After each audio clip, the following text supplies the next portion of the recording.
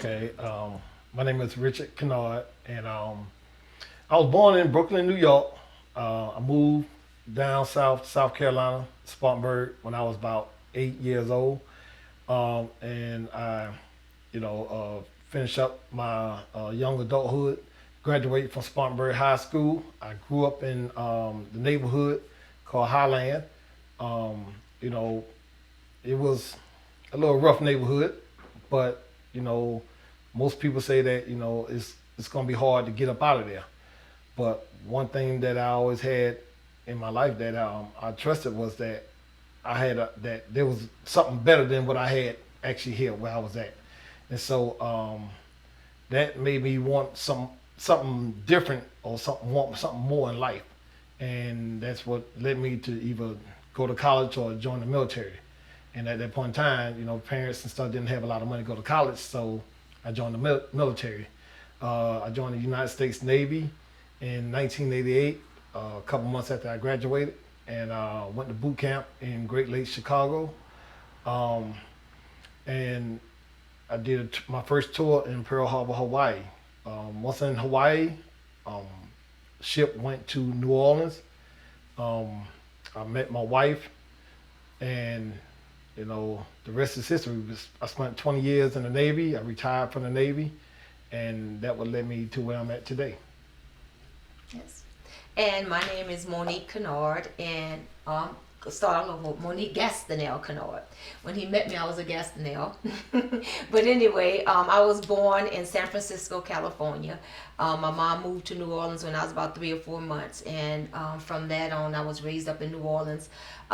Raised up actually in the Ivoryville Project in New Orleans, and then from there, we moved over to the West Bank.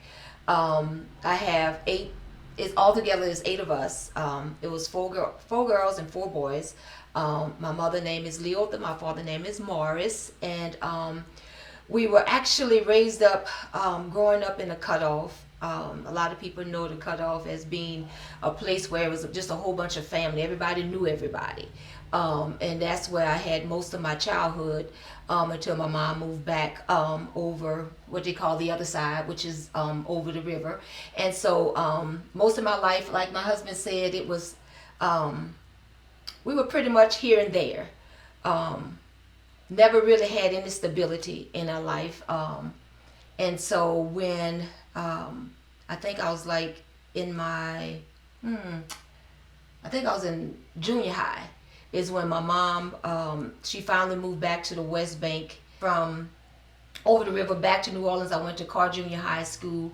That's when I started having a little bit more stability in my life. And from there on, I went on to high school, which I went to Old Perry Walker High School. Graduated in 1986. I was actually 5 months pregnant with my son Darrell, and he was born. I graduated in May. He was born in November of 1986. At that point, I really didn't have any outlook on what I wanted to do in life. I just knew at that point in time that I was going to be a mother and had to figure out a way of caring for my son at that point in time. About a year or so later, I went to college, Delgado Community College. I actually went there for probably about maybe a year and a half. I was going there to be a court stenographer. And so got there, played around a little bit, didn't do what I was supposed to do. My children didn't know that. But anyway, got there, didn't do what I was supposed to do, didn't finish. But a couple of years later is when I met my husband. His ship came in from Hawaii, and we met, I do believe we met in November of 1990, and September of 91 we were married. And so it was like 10 months engagement, and I love to tell everybody we married 29 years, y'all. That's a blessing, y'all. That's a blessing, amen. So, but yeah, we've been married for 29 years, and pretty much that's kind of like where I came from and who I am. But in that also, we do have 4 children all together. We have 3 girls, Makia, Damara, and Rochelle. And Darrell is our oldest. And in that 20 years of my husband being in the military, it was very difficult having 4 kids And a lot of times, with him being on the ship, they would go out for 6 months deployment, and so that left me at home, kind of being a single mother. And I had nobody to depend on because we was actually in areas that we didn't have any family. And so in that 20 years, I believe that I think we were stationed in Texas. I joined you in Hawaii. We were in Florida, Jacksonville, Florida, and then we was in South Carolina a few times. But and most of that journey, we didn't have any family around, and so it was really difficult because he would go away for 6 months, 8 months at a time on the ship, and so that left me, like I say, being a single mother, that left my son actually being the oldest of the four. A lot of responsibilities, and then one of the other things that we endured too while being in the military is that we had to move around so much. And I believe that Darrell, he got the bulk of the military career because he went from school to school to school. But in some sense, I think that gave him a sense of adapting to who he is today. He's a very friendly and outgoing young man. And living here in South Carolina, it seems like everywhere we go, somebody knows Darrell. So I think that gave him some value. But as a family, it kept us knitted together. We are a very close-knit family, at least I feel like we are. And because at the time, all I had was my children and my husband. And what the military gave to us was the fact that we were able to thrive even though we didn't have family around.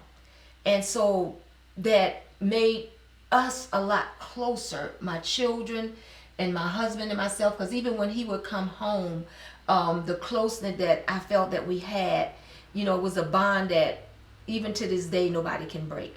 And sometimes it's very hard because outside family, they look at us and they sometimes think, oh, y'all won't let the kids go. But it's not that. It was just that growing up, or when they were younger, we didn't have anybody but ourselves.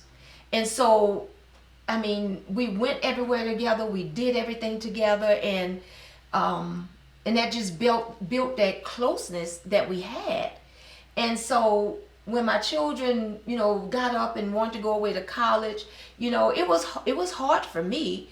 But I did tell them, if you want to go away to college, you can go away to college. But a lot of people thought we just wanted to keep them close. It wasn't that. It was just that they felt comfortable being close to us as well. And so a lot of times when people look at us, they look at us and they think that we won't let our kids go off anywhere. But it wasn't that. It was just that in that 20 years of bonding, we were all that we had. And so we built a foundation with our children and our family. And so I think that we have a very close family even now. And we're very involved in our children's lives, and we're very involved in even our grandchildren's lives. And I love every aspect of that because that's what family is all about. And I am very big on family. And also in that military career, I started doing home health care, and I started caring for elderly because it was a job that was available to me. So that because my husband was away so often, I had to find a job that would accommodate me being home on the weekends, accommodate me being home when my children got off from school. And so being that I was caring for individuals in their home, I was able to make my own schedule. And so I was able to be there for my children, and I was also able to be there for them on the weekends. And so everything kind of just neatly fit together. And so that made it easier on me. And it also made it easy on my husband, knowing that when he was away, that we were still able to function as a family, still able to add some extra income in, because when he began his military career, boy, I tell you, it was hard, wasn't it, honey? How much did you used to make every week, every 2 weeks? Because they got paid on the 1st and on the 15th. Do you remember what it was? It was... I believe it was like... I'm thinking it's somewhere between like $250, maybe $300. I mean, my first paycheck in the Navy was $125. So yeah, that's one thing I do remember. Yes. So, Yeah, the Navy. and I mean, understand like what you're saying. Yeah, it was hard. Cause before I joined the Navy, I used to work at Adidas when they first opened up. So I was making way more at Adidas than I was in the Navy. Because when I got my first check in the Navy, it was like $125. But you know, being in the Navy and being around different people and things, you come across a lot of different people that show you or teach you different things in life, and that's one of the aspect that God had placed a lot of people around us to show us different things and to teach us things. And so the guy had told me, he saw that I was upset when I first received my paycheck. He saw I was mad and everything. But he came to me and he sat me down and he told me this. He said, "Look," he said, "sometimes you got to decrease in order for you to increase." And at that point in time, I heard what he was saying, but it was like something that you just didn't want to hear because you was looking more at this is all I have. But as I sat back and it came back to me and I realized exactly what he was saying. Like sometimes you have to decrease in order for you to increase. So sometimes I had to take another job. I left Adidas and I took a job in the Navy and my paycheck was a little bit lower. But little did I know that if I just would have stayed the course, that eventually it would go up. And so that's what I learned from that. And over the years and moving up in rank and doing this and that, I saw that the growth that took place in my life, and it allowed me so many other opportunities, not just for me, but also for my families that they wouldn't have had if I didn't take that route in life. Yeah. I heard you say the wisdom that this young man, I don't know if he was a young man, but the wisdom that the guy gave you. But it takes me back to the fact that we've always said that when I left New Orleans, it was so funny that I felt like God put us in a situation to where He put us around individuals that had more than what we had. Because again, if you've heard him, he said he grew up in Highland. I grew up in the Ivoryville Project. So we didn't have much of an influence in our life. And I said our mothers and our fathers, they did the best that they could do. But the influence that we received after I left New Orleans, and when he taught about the wisdom, we began to get into areas of our life that people began to pour into us. And I remember when we first went to Hawaii, and I first got that job in Hawaii as a caregiver. And I was working for this really wealthy family. And I was caring for her husband. And at this time in 1991, making $10 or $15 an hour was a lot of money. And so I thought I had this move up out the project and was like the Jeffersons moving on up. And so I was making pretty good money. And the wife told me one day, I was in the kitchen preparing for her husband's meal, and she was a white lady, she was a Caucasian lady, and she looked at me and she said, "Is this all you want out of life?" And I looked at it and I was like, "Excuse me?" I got an attitude because I felt like, she said, "You people." And when she said that, I'm like, "Oh Lord, just let me reserve myself." And she said, "This is all you want out of life." And I was like, "I don't know what you mean."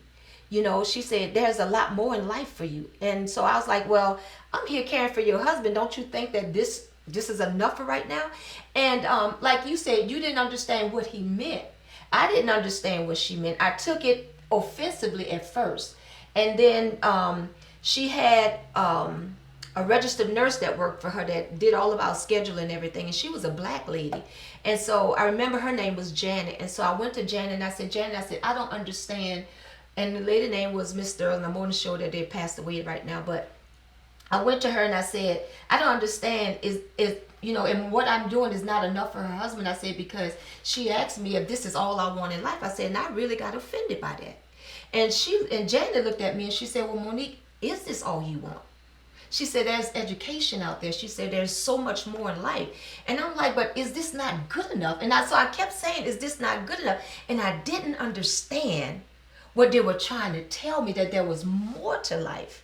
And how much more education can afford you to do better things in life. And so at that moment, at that time, I was offended. But as time went on, I understood what they were trying to get me to understand. And so moving on, once we left there, I remember when we were stationed in Charleston, South Carolina, and I was still doing, home health and home care. And I remember I went to this older gentleman home, and his son name was Hezekiah, and he was an old black man. And I mean, he lived in his house, it had holes in the floor. And he told me one day, he said, I should have bought that $2 bill with me, because this was in the early part of 91 as well. And he set me down. And I'm like, he said, I want to talk to you. This was the father. And I was like, yeah. He said, if you look around my house, he said, you think I don't have anything, right? And I was like, kind of scared to answer him, because the house was like just toned down. He said, but let me tell you, he said, I own all type of property. He said, but this is what people see, but they don't know what I have. And he said, I started out with one house. And he said, when I got that house, he said, I took out a mortgage and I bought another rental house.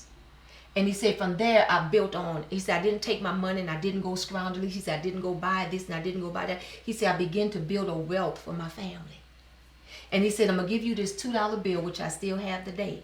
And he said, I want you to put this down on your first rental property. He said, because I want you to have many rental properties. And even though I didn't take, for the first rental property that we got, I didn't take the $2 and put it down, but I remember I went and I got the $2 and I looked at it and I remember what he told me. And not only did I remember what he told me, I remember what Miss Sterling told me. And so one of the things that we share with our children is the fact that we told them, if we can go back to school and get a college education, each one of them can go back and get a college education. And so we didn't have a 4-year college education, but we did both go back and we did get a college education.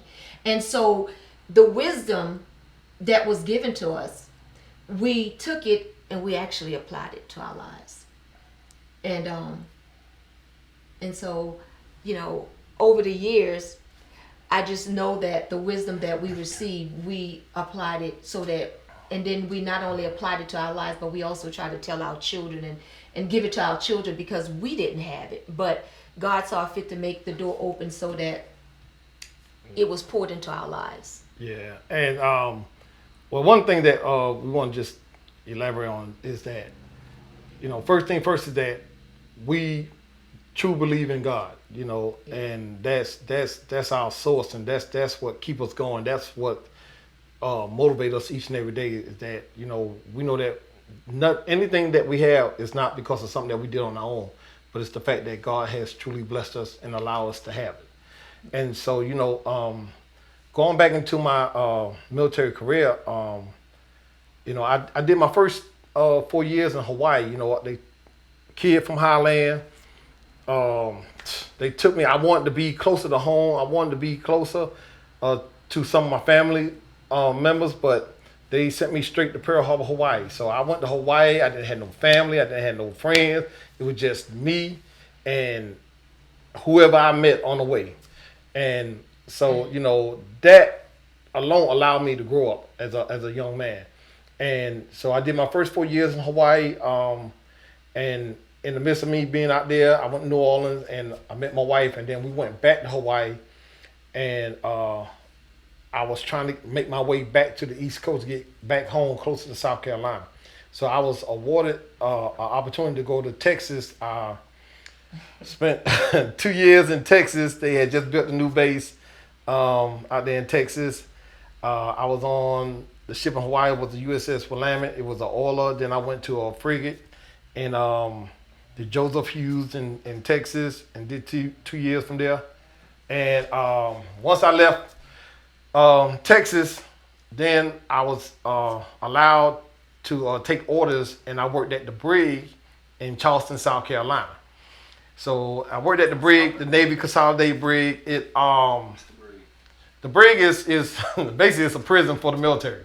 Anybody that do anything that awarded some sort of court martial or jail time, they actually go to the brig. Unlike they'll go to jail out here. Instead, I'm going to jail out here, they just go to the brig, and it's just a prison. They get sentenced the same way they get sentenced out here. But it's just the military is more structured. They have to wear a uniform. They don't get to wear the little orange jumpsuit. They don't get to lay around all day. They have to work. They have so much different things that they have to do. But it's more of a military structured prison. And so by me working there, they gave me an opportunity to come back home to South Carolina. And in the midst, I did everything that I could to get back to the East Coast. And as soon as I get orders to Charleston, then all of a sudden get news that they closing Charleston base down. So I had to leave Charleston, and I got stationed in Jacksonville, Florida. Went on the John F. Kennedy aircraft carrier, and I did a couple years over there, and then I came back to South Carolina, but this time I came back, I was a recruiter.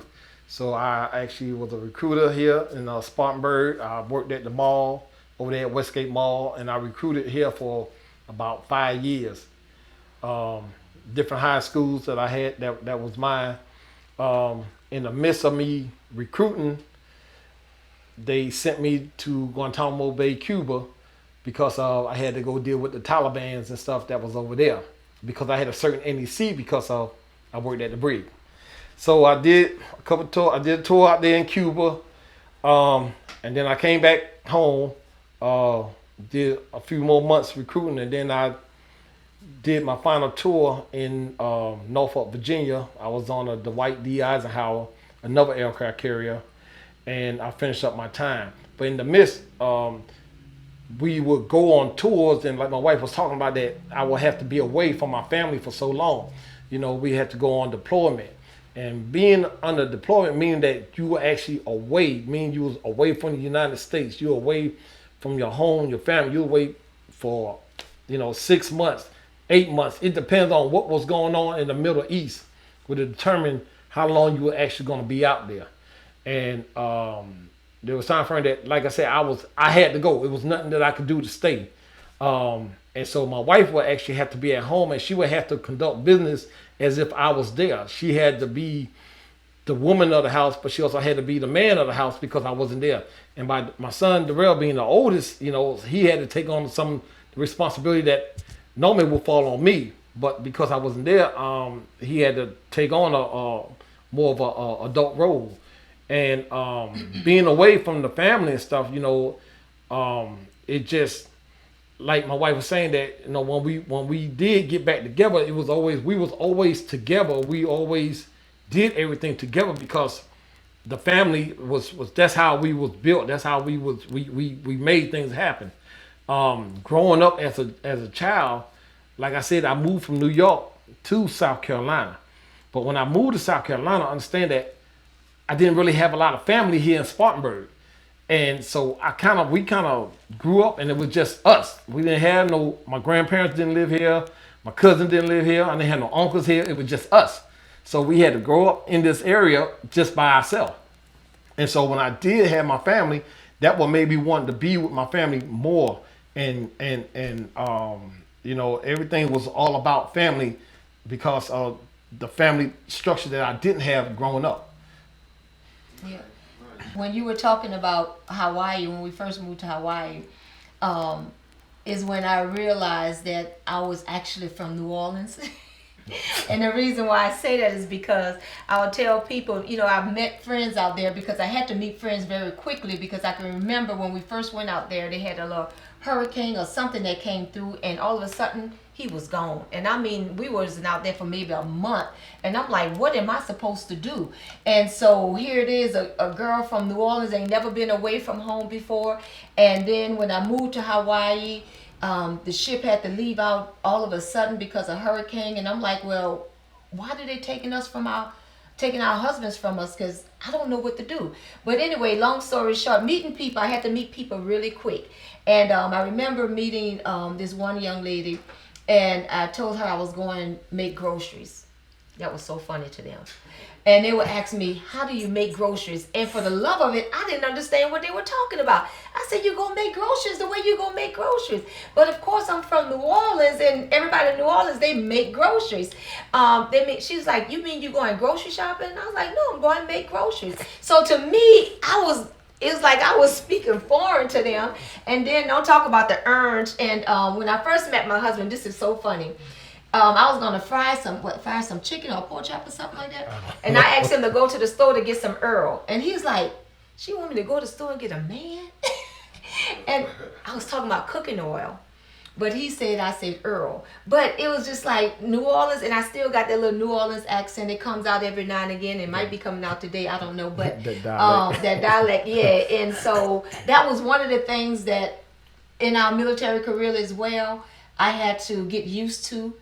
Which a lot of people might think that ain't nothing to get used to, but when you go in places and you realize people are just standing up there listening to you, and I remember one time I asked this girl said, say ax. And I said, ax. And they bust out laughing. And I was like, what's so funny? So in a sense that gave me some kind of complex about myself. I didn't really want to talk a lot. And so that just made it a little bit more difficult for me, but I had to learn to appreciate who I was and allow that people, if they appreciated me. Like I said, when I came back from Cuba, I had to get orders, and they sent me to Virginia, Norfolk, Virginia. So I had to do my last 2 years and 10 months over there in Norfolk. And but I was around close to my 18-year mark in the military. And I was trying to finish everything up so I can retire. But I didn't really have any idea of exactly what I was going to be doing once I retired. You know, in the midst, my wife she was working, I think she was working at the college at that point in time. And Spartanburg Community College, and she was working over there, and I was away. So she was still trying to put things together and everything. So I'll let you go ahead and explain how this all came about. Well, first of all, I want to say, in order for you to know where you're going, and I've always told my children this, you got to know where you come from. And growing up, I always had an entrepreneur spirit. In school, I get bags of the little lollipops. I would sell them in school. Knowing my grandmother, living in the cutoff, she would sell frozen cups from her back door. She would sell dinner plates from her back door. She would sell, she would make donuts from her back door, and she would sell them. And knowing that I have a lot of family members that own their own business, I've always had a thriving desire to own my own business. So even y'all probably don't remember, but I used to sell candy from the doors too. So I've always tried to find ways to make money. It was just in me. And so I remember when we first moved out here in 2000, was it 2001? 2000. When we first moved out here, and I remember the Ballin Springs area. And I remember particularly down there by Ingles, and it was building those storefronts. And I remember your dad and I passing by there, and I was like, man, this place is ready for, people that have that entrepreneur spirit, because at that point in time, they didn't really have a lot out here in this area. And I just remember him, I remember me telling him, I want to start a business out here. And of course, it went through one ear and out the other. And I did all kind of little things. I remember we met with some friends. We was going to start a restaurant, remember? Mm-hmm. We wanted to start something doing hot wings because I love chicken. And so we just tittle-tattled in a lot of the areas. Cooking from New Orleans is one of the things that our family love to do. I don't particularly love the style of cooking from home. I love more or less the fast food cooking part of it. But anyway, long story short, that didn't work out for us. And so, like my husband said, in that last 2 years before his retirement, I had just finished college, and I got a job at Spartanburg Community College, and I was working there, and I was working full time. He was recruiting. And with his recruiting, he was able to, because the girls were still very young, and so he was able to get the girls from after school, daycare, or school. And so I remember he received orders on a Thursday. Was that right? A Thursday? Or something. Whatever it was, he was gone in 2 days. So here I am left in a situation again where what in the world am I going to do? Because I had Darrell was in high school, and then we had the girls, and I think I still had one baby that was still in daycare, and so I'm stuck now with working a full-time job and trying to muster up how am I going to get these kids home from school. And see, the thing about the military was an area that it supported us. But when Uncle Sam called, and everybody had to line up with what Uncle Sam wanted to do. And so that put me in another position to where I was just like, what am I going to do? And so I remember going to talk to my supervisor on my job, and I was trying to find ways to accommodate my situation at the time. And I asked her, can I take a later lunch so that I can go home and be there, pick my kids up from school, and then by that time Darrell would have probably gotten home from school. And this lady was awful to me. And I'm like, my husband just got called away, and he's going to Cuba. He's fighting in a war for our country, and y'all can't accommodate me on my job. And so she even went all the way up to human resource, and I'm not going to get all into that, but anyway, they made a long story short, they denied me the opportunity to change my lunchtime. And so I was contemplating quitting. But again, at that point in time, we had just moved into our new house, and so I was like, okay, our income, have to balance one another. So what I did was I got up a whole bunch of flyers. I made flyers, and I started just cleaning people's houses. I remember the first time I made the flyers, about 1,500 flyers that we made. And I don't know if you was there, Darrell, but on one Saturday we went out and we put out you was there. We went out and put out 1,500 flyers in all of the Walmart parking lots. And out of those 15 flyers, I got 3 people to call me to clean their house. And so at that point, when I would come home from work, I would go and I would clean the houses. And in cleaning the houses, I actually they were all older people. And so as they were just saying, well, we need more help, blah, blah, blah, blah, blah, that. One day I was on my way home from cleaning one of the houses, and I don't know if y'all believe in the power of God, but I believe in the power of God. And in my van, when I was driving, something just said companionship. And I looked around, and I swear I heard a voice in there. And I was like, companionship? And so the next day I went to work, and I was looking online, and they had an article that came online, and it says, by year 2007, seniors are going to need companionships. They're going to need services that will provide in-home care. And I was like, wow. And so from that point on, I just started investigating just a little bit more. I called my husband. I was all excited. And I was like, hey, Richard, I'm going to start this business. And I was just telling him all of the details. And I was like, I'm going online. I'm going to get this book. And I got all of these books. And I got all of these manuals. And I'm sending it to him. And I'm like, honey, I want you to read all of this on your spare time.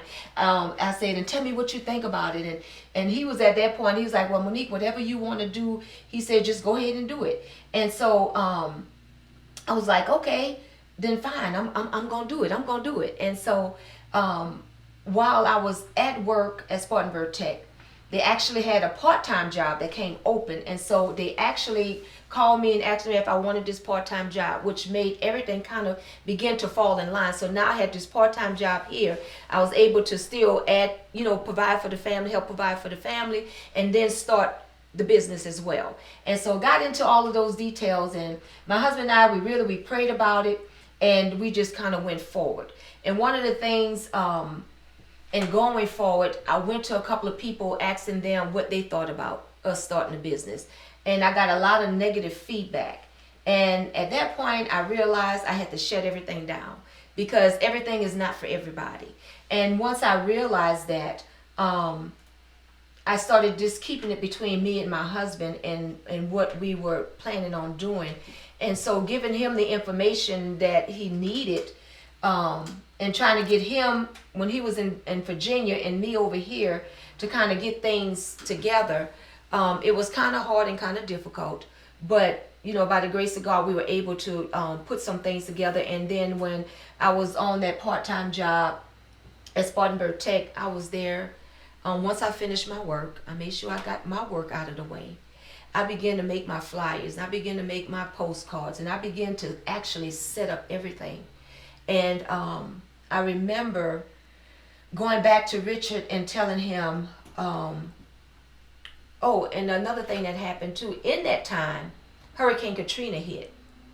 And because I was from New Orleans, you know, my whole family was devastated by Hurricane Katrina. And I actually lost my brother during that time too. And that was a really hard time for us. And at that point in time, all of our family came out, all of my family came out here, and my mom came out here with them. And she had decided to stay. But at the time, I was also looking for someone to help me with my mom for doctor's appointments and stuff like that. Because again, my life was just topsy-turvy at that time because my husband had done left. I had kids in school. I was trying to work a part-time job. I had just started doing house cleaning. So everything was just topsy-turvy for me. And so at that point in time, I really couldn't find a decent service to come out and help.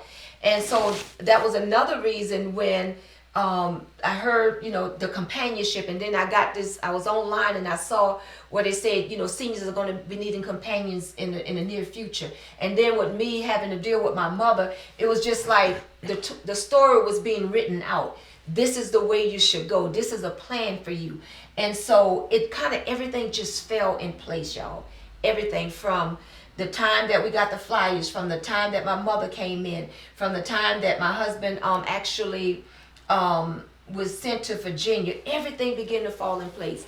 And so I remember talking to my husband after my mom came, and I told him, I said, I think it's time for me to go ahead and quit my job. And I said, I'm just going to step out on faith. And at that point in time, that's what I did. I stepped out on faith, and I quit my job. I had the 3 clients, and after I quit my job, I got my first client that we was able to provide 24-hour care for. So it was in a matter of a month that I quit my job that I got my first 24-hour client. And from that point on, I actually had to hire somebody. And so everything was just moving, just like wham, bam. It was just crazy.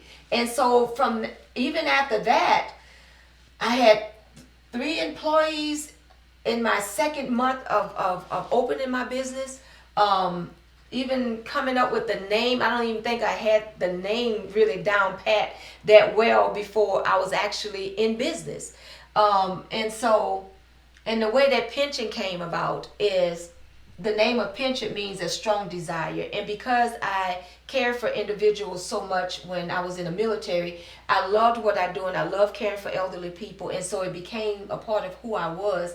And so then when I had finished college, I had a background in accounting because I got my associate's degree in accounting. And so it's just like everything began to fall in place.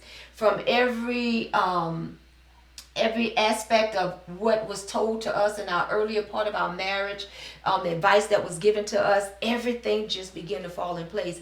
And so then when my husband, when he came home in 2008, right? He said he was ready to retire, and I told him, I said, it's not time for retirement. We got to get to work. And so by the time he came home, I think we had about 30 to 35 clients. And again, all of that just fell in place. It just fell in place. Actually, we got our first building on Highway 9. You remember the address? No, I don't know. I don't even remember the address. It was Subway, right? right across from where that subway is. Right, across from where the subway is right now, Highway 9. But I even remember that it was so scary at that moment when I decided, because we started the business in our house. And then when the employees started coming, and you didn't really want all the people coming to your house. So anyway, got an office. And after getting that office, business just started going from there. And we were moving so fast that I wasn't even able to hardly keep up with everything. And like I said, by the time he came home from the military, I was just like, you don't have time to wait. I need you in here. And we were doing everything in-house. We did payroll, we did all of our bookkeeping. We did everything in house. So Advertising. advertisement, everything we did, and I don't even know how we did it. It was just everything. Just I can't explain it to y'all. It just flowed, and I know that to me, I got to say God was at the head of everything, because when God is in something, whew, it is. I mean, it's just no stopping the Lord. And so when God gave me the okay to step out on faith, He put everything in perspective. Everything in perspective. And so like I said, and for the employees was coming, the jobs was coming, the services was coming. And one of the things that I loved about the fact when I first started Penchant was the fact that I was working with individuals that actually came from where I came from. And so I tried to instill into them what people instilled in me. And we actually tried to give individuals opportunities for growth within the company. And so the aides that may not even had high school education, we still tried to bring them out of the field and let them work in the office and train them up in the office. And try to give them an opportunity and something Some else kind to of skill look for. set, Yeah. something that they can use later on in life. Yes, absolutely. And so, like I said, it just kind of, transpired from that one little still voice that I heard, companionship. And from that moment on, God just began to open doors, and we began to get clients and employees and to build up on it. And like I said, this building that we're sitting in right now, I remember when it was empty, and my husband and I, we came around here, and I was like, I want to be able to buy that building. And I don't know why it was this particular building, but we wanted to be able to purchase this building because we were paying rent somewhere. And I was like, no, from my little advice from the older man, we can invest in our own selves. And so I've learned how to invest within myself. And so that's why, raising up people, or, bringing people in and trying to teach them, how to do payroll, trying to teach them how to run a front office, was investing in the people and investing within myself as well. Because I felt like, if you invest in somebody, you're going to get a return on that. And so I remember the lady that when we was renting from off of Highway 9, she was like, oh, the rent that y'all pay that's my daughter's play money, is what she said? Yeah, that's her play money. She said, that's her play money. And I'm like, play money? I'm like, wait a minute. I'm going to invest in myself. It's going to be my play money. It's going to be our play money. It's going to be my family's play money, because I want to now invest within my family and build and lay a foundation for my children to one day say, hey, that's my play money. And so so this is why we were determined to begin to purchase something. And so this was our first building that we actually purchased. And I remember they wanted some outrageous price for it. But anyway, we let it sit for a few years. And then we were able to come back and get it at a more reasonable price. And we kind of just fixed it up a little bit and went on from there. One of the biggest obstacles really is family as a whole. Because you always have that negative naysay that's out there. Family and friends, everybody's always telling you what you can't do and how this not gonna work and this and that. And when like I said, when we try to do things, we do it as a family. But we try to incorporate other people to be involved in it, but they didn't want to have nothing to do with it. So in reality, it was really everything. In order for us to do everything, we had to incorporate just the inner family. It was days where, hey man, you got to get up. We need help. We got to get out here. We got to go pass out these flyers. I know the time frame you didn't feel like doing it. Nobody don't want to go out there and pass out flyers. Some people think that's embarrassing. Put it in the mailbox. Put it inside the mailbox. Let's go ahead. Let's do this. Let's go ahead and work on this. Kids feel like they want to do other things. But at the end of the day, we had a vision. And so it's, people will tell you that, hey, I'm going to help you. I'm going to show you how to do this. But yet and still, you try to call them, and all of a sudden now they don't answer their phone, or they say they're going to come by and they never show up. Yeah. And so now you're trying to figure out how to put this puzzle together. Right. Because it's so many different pieces. but in the midst is you fighting against so many different elements. And go ahead. No, I was going to say too, one of the things too that the element that we had to overcome is staying focused. And a lot of times what people don't understand about staying focused is that, we can't be everywhere and do everything. And so we had to put some things in perspective. And one of the things that we put in perspective, we put God first, and then it was our family, and then anything outside of that came next. And so sometimes people didn't understand that because we're trying to get our business started, but we also have to, stay connected to our children and stay connected as a family as a whole as well. And so sometimes people didn't quite understand that. And because we do wear many hats, amen, because I ain't going to preach, y'all. I ain't going to go preach. I'll say it amen, but I ain't going to go preach. Because my husband is a pastor, and then we're business owners.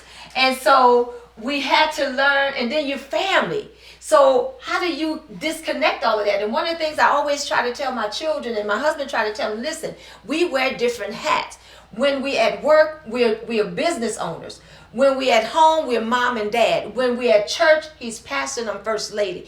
And so we have to line things up just as it is. And this is how we have to officiate things just as it is. And so you can't get the two mixed together, because you can't come and say, Mama, when you supposed to be here at the office at 8 o'clock and you still at home in bed. No, you get up, you get here. And so sometimes even with outside family, and I think that has been our biggest hurdle, because, we were determined to do something different. We were determined to make something different for our family. But in the midst of that, we also was trying to bring our outside family into it, but they didn't see the vision the way that we saw it.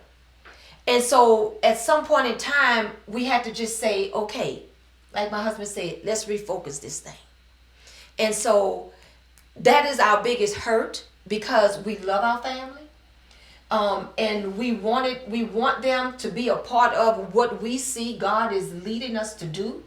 And, y'all always hear about generational curses.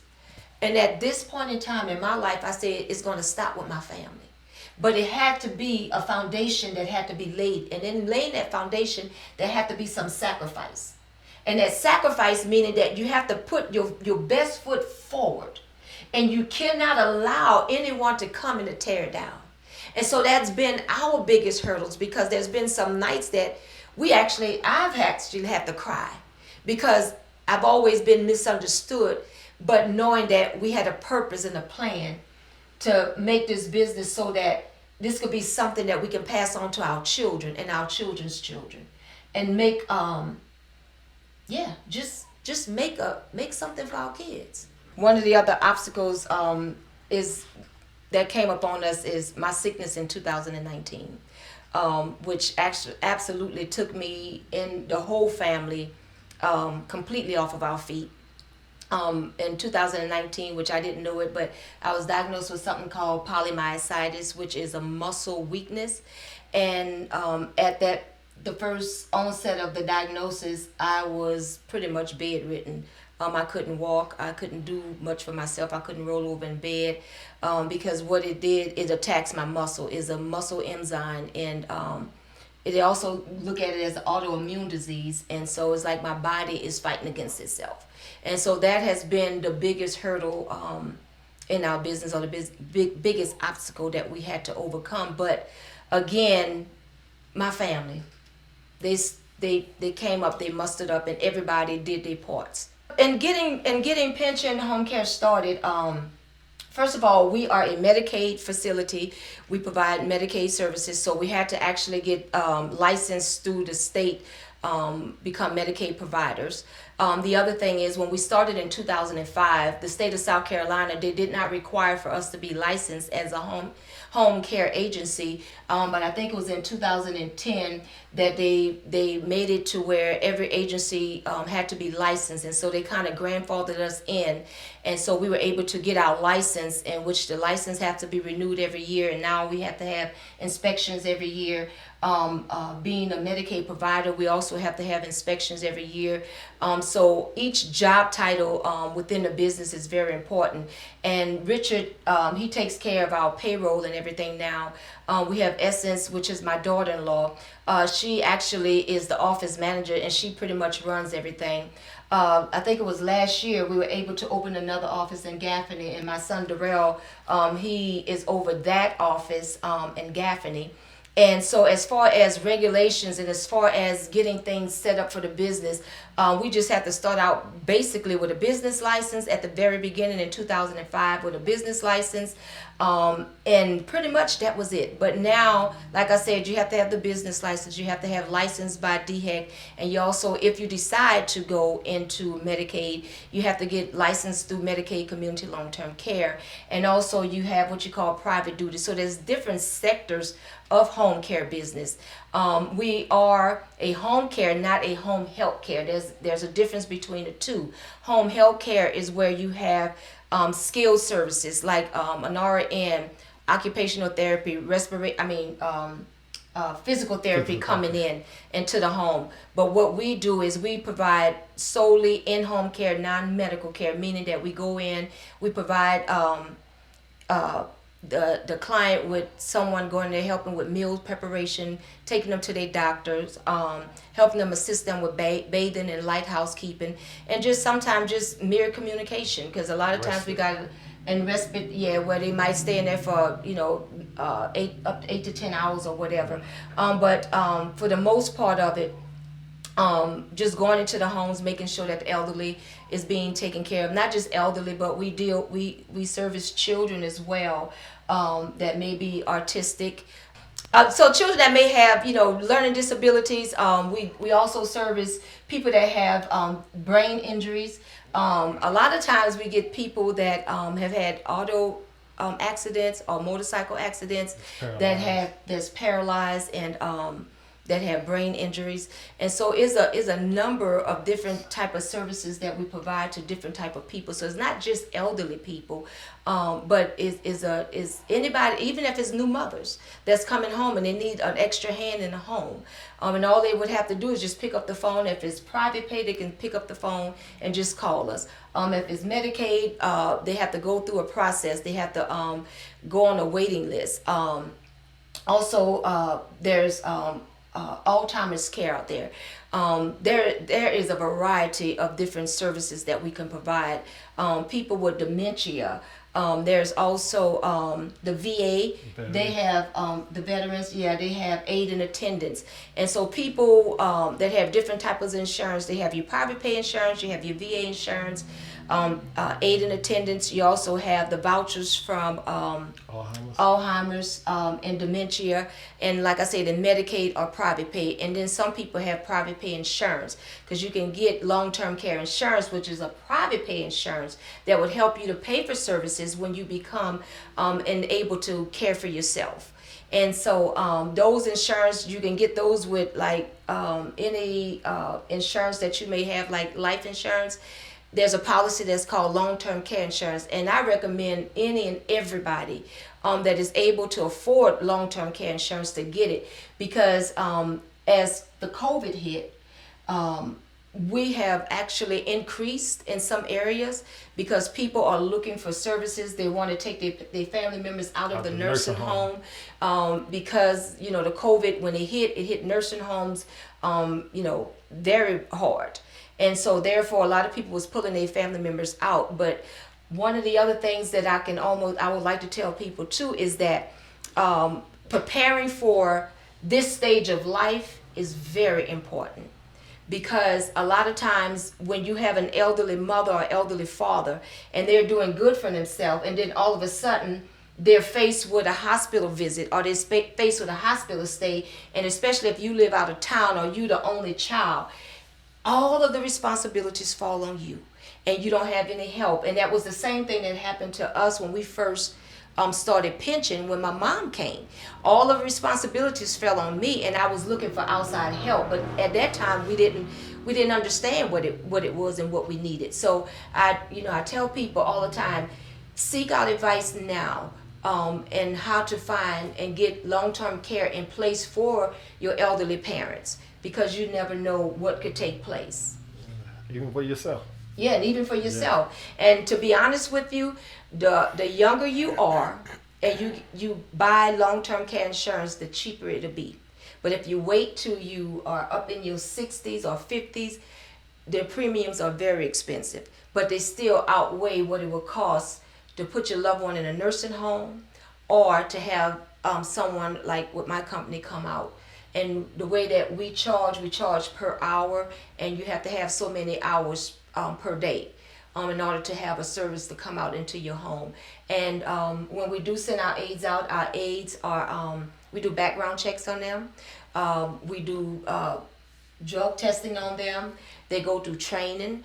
And every month they do in-services. They do a written in-service, and twice a year we have them to do an in-service in front of an RN, where they get training in front of an RN. And so when we're sending individuals out into our client's home, we want to make sure that we're sending someone out there that they can depend on, because the way that I feel about it is I wouldn't want somebody caring for my mother that I did not know was somebody trustworthy. And so when we send individuals out into the home, we try to make sure that there's someone that is trustworthy, someone that you can depend on. Yeah. And also, we also do individual interviews and stuff with them when they come in and apply for the job, because anybody can come in and fill out the application. Kind of like when we just had a guy just come in here looking for a job. Anybody can come and fill out an application, but you want to make sure that this individual is right. And like you say, you just don't want to send anybody to anybody's house, because you don't know what you're going to be getting. So you want to make sure that we sending the right individual to the right home. And we try to not compare, but we want to pair up the two, the client and the employee, because certain employees are different or act a certain way. So we want to make sure that the client can pay up together with the employee. You just don't want to send anybody to somebody's house, because it may not work. So you got to make sure it's going to work. Yeah, and we have had situations where it just did not work. Yeah. And so, in those situations, we talk to the client, we talk to the family members, and we talk to our aide. And so then we'll try to find somebody else that is compatible, because everybody's personalities doesn't mix. And so we try to make sure that we send people in our homes, employees in our homes that pretty much have the same personality that the client does, and that they're a good fit for each other. Well, the future of Penchant. I can say last year, my daughter-in-law, which is Essence, is our office manager. She looked into transportation. One of the things that we have added to Penchant is transportation services, and we are licensed through Logistic Care, I believe it is. Mm-hmm. Yes, to provide services to elderly as well. And also, we're going to kind of branch off into more private, but as we build up our fleet, we want to get us a fleet of vans and cars that we can provide transportation, whether it's elderly or somebody just wanting to take a ride to the airport or whatever. But that is something that we have just incorporated. We have 2 cars now, and we just purchased a van where we can have a wheelchair lift. And in the near future, we want to get us another van. But right now, we're trying to get that van licensed and everything in order to put it out on the road. But as far as beyond that, there are other areas that we have we've talked about. One of the things that we realize in this business as well is a lot of elderly people don't have places to go. And so one of the other things we want to, maybe within the next 3 to 4 years, is we want to be able to have homes that we can get and maybe put 3 people in each home in order for them to, and place an aide in that home to care for them 24 hours. And that way, because like I said, we get a lot of clients that are looking for a place to live. And so that's one of the things that we see within the future, within the next 3 to 5 years. But right now we're focusing on adding more vans to our fleet. And I'm going to say fleet because it will be a fleet. And so, but that is something that we just started last year, and it's going pretty well so far. Yeah. The transportation, like I said, we just recently started, and it's been going pretty good. Been meeting a lot of people, and getting a lot of good feedback on as far as what's going on out there and the different avenues to take. Also, I was the one of the first drivers for the transportation. So here he is wearing many hats again. And I'm still am. Yeah. But that's part of being a business owner. You have to be able to multitask, and you got to be able to. I mean, this is your business. Yes. You can't expect nobody else to come in and do the work for you. You got to be able to go out there and do it and make it happen. And when somebody don't show up, you still got to show up. When somebody calling sick, you still got to be able to get up and go. That's one of the things about being a business owner is that it's more to it than just saying I own my own business. You got to be able to wear them hats, and even when you don't feel like going, you still have to go, because at the end of the day, and everybody else say, hey, you know what, that's not my business. I don't feel like doing this. I don't feel like doing that. That's still your business. You still got to make sure that everything is still running. You got to change the oil in the motor. You got to make sure everything is well kept and upkeep. You can't just be riding around with flat tires and stuff. You got to make sure that the business is moving like it's supposed to be moving on a daily basis. And that's one of the things that we also we realize your name means something. Penchant Home Care, it means something, and because his name stand behind it and my name stand behind it, we are very dedicated to making sure that our services are run as smoothly as possible. And like he said, when no one else is there to do it, he have to put on that driver's hat and that driver's shirt, and he goes out there and drive. He have to run the payroll. He have to do all of the other background things. He got to do the billing, or he have to do this. And so it makes it necessary that when you are a business owner, it's not just you own a business with a piece of paper in your hand, but it's going to mean many nights that you're going to have to stay up all night to get things done. And so when nobody else is willing to do those things, and like I said, he definitely wear a lot of hats, and especially since my illness last year, every one of them, Darrell, Essence, and Richard, they all wear several different hats in a company now, and I'm thankful to God that they're able to do the things that I once did. But it is very important knowing that in a business, it's not just your name in a piece of paper, but you got to put the work in it. And like my husband always say, what is that thing you always say? Your name means something, right? Yeah, your name it definitely means something. It's important. It's important.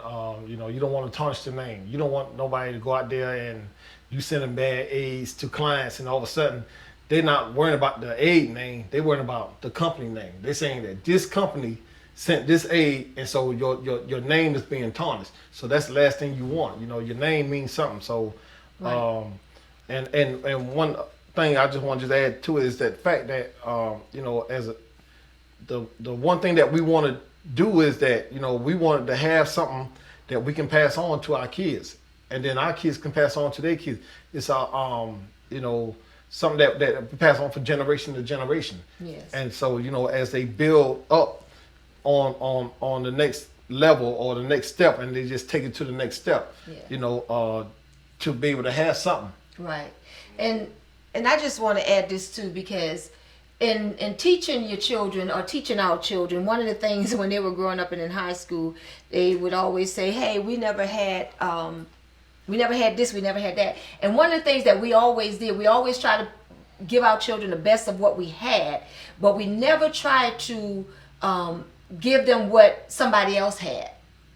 We gave them what we could afford, and we gave them a sense of of stability, a sense of knowing that, hey, in order for you to get anywhere, you got to invest something within yourself.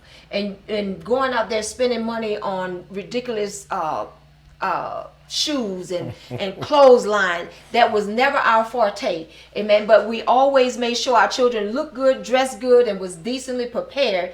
But we made sure that they learned the value of money, they learned the value of principle and morals.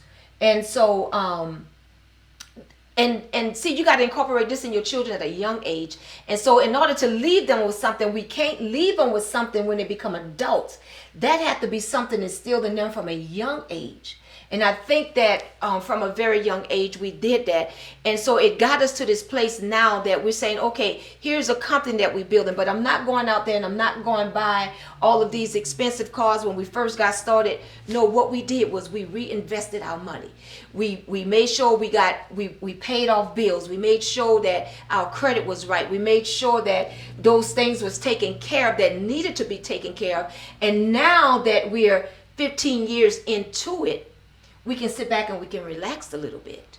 And we can say, okay, we sacrificed all of those years. Now it's okay. We can live a little bit. But we're still not living to the point that we're living over our means. And so in leaving our children with something, if I can leave them with anything, the value of family, the value of hard work, the value of knowing God first is more important than anything. Because see, I could leave my children with this company, but if they have no value, they have no ethics, it'll go right down the drain. So leaving them with the moral values, leaving them with a foundation that you have to work hard, and not just giving them any and everything. We never did do that, but we also the one thing that we said also is that as long as you're helping yourself, we would help you. And so as long as they put forth an effort to help themselves, we wanted to help them. And so that's what I want to leave my kids. And the company itself is gonna grow because of that.